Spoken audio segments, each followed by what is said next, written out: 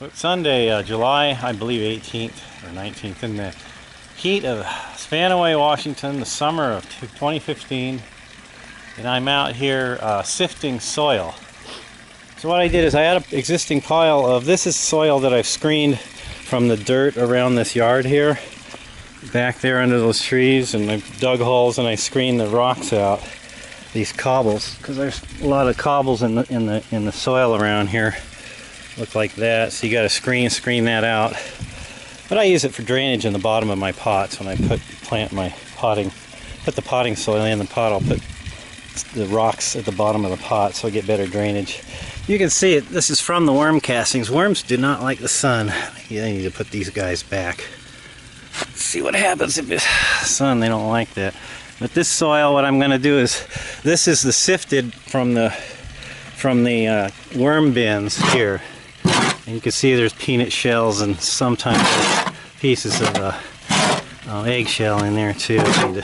You need to grind those up some people use blenders and they blend up their compost before they put it to the worms. I probably need to do that. Get a used blender at the swap meet or the thrift store. So I'm out here with my cat. She's keeping me company. And just mixing soil. So what I'll do is mix this in with my dirt, and it's got the coconut coir in it. You can see the pools, little kiddie pool's empty. I had it full of coir. So I mixed it in, blended it in with the soil here. That's what I'm going to be doing today, is creating more good soil for my garden.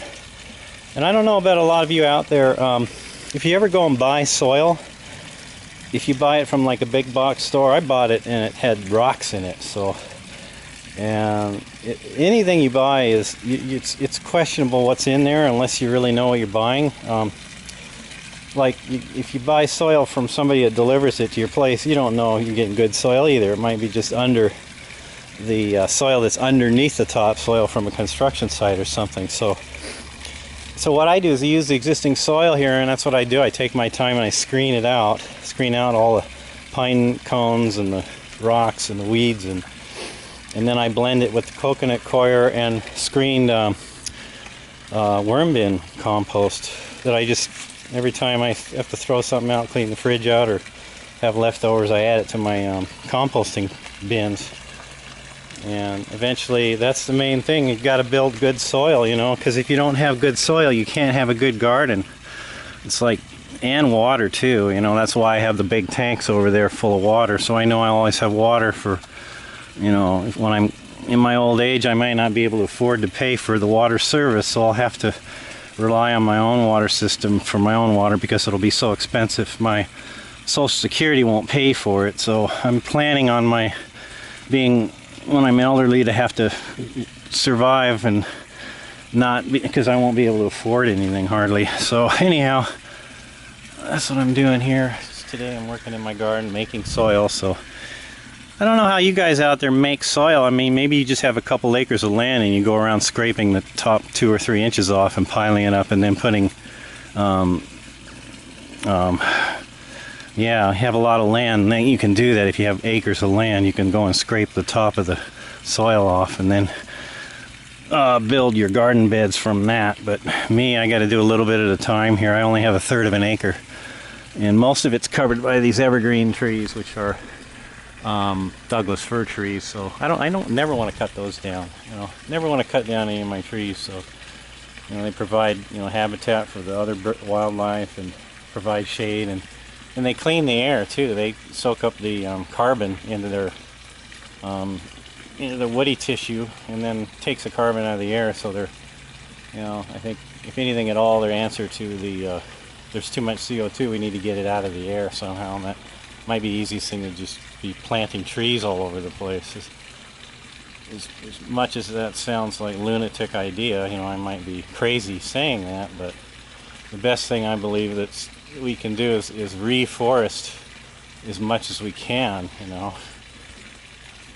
So anyhow, I mean, maybe I sound like a crackpot that says that trees are the answer, but I really think they are. So anyhow, maybe that, and hemp too, you know.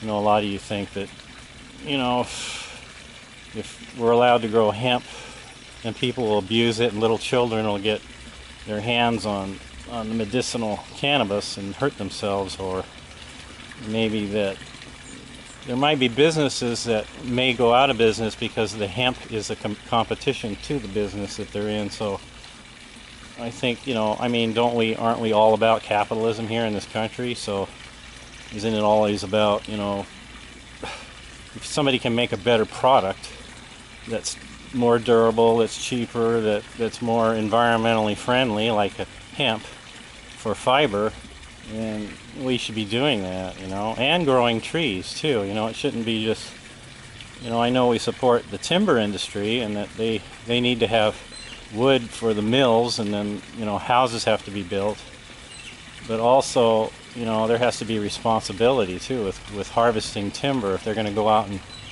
and clear cut acres and acres and acres of land and just level it and leave it all barren, then they have a responsibility to replant it, or actually maybe harvest the trees in a responsible way where they're leaving leaving the mature trees behind, or leaving and planting more seedlings. So they're, you know, that's why we have, you know, that's what sustainability is about. It's about the next generations afterwards having resources there for them. Otherwise, it's just, you know, all these people in the future are going to be cursing this generation because we wasted so much, you know. We squandered so much of the resources, and, you know, we muddied the water, we fouled the nest to the point where the people that are the little babies that are being born today, the little kids, everybody loves children. They want the children to be protected and happy and secure and have a bright future for them. All these people love children so much. They're the first ones that need to be the most radical environmentalists.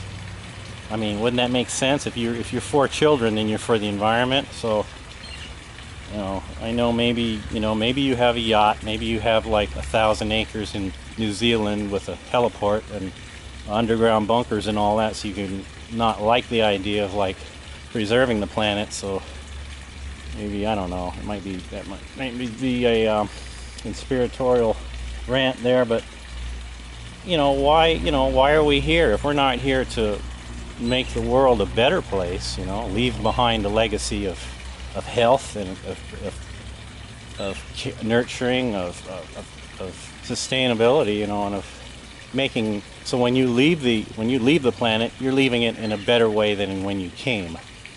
You know, if the same way if you went to a campsite and you drove up in your campsite and you changed oil out of your car and you dumped the oil in the water and you left all your garbage there, and then you just said to your family, hey, I don't care, we don't care, just let the next people worry about it, let them deal with it, and then you drove off. Well, in a way, we're all kind of doing that, you know, to this planet. So anyhow, signing off.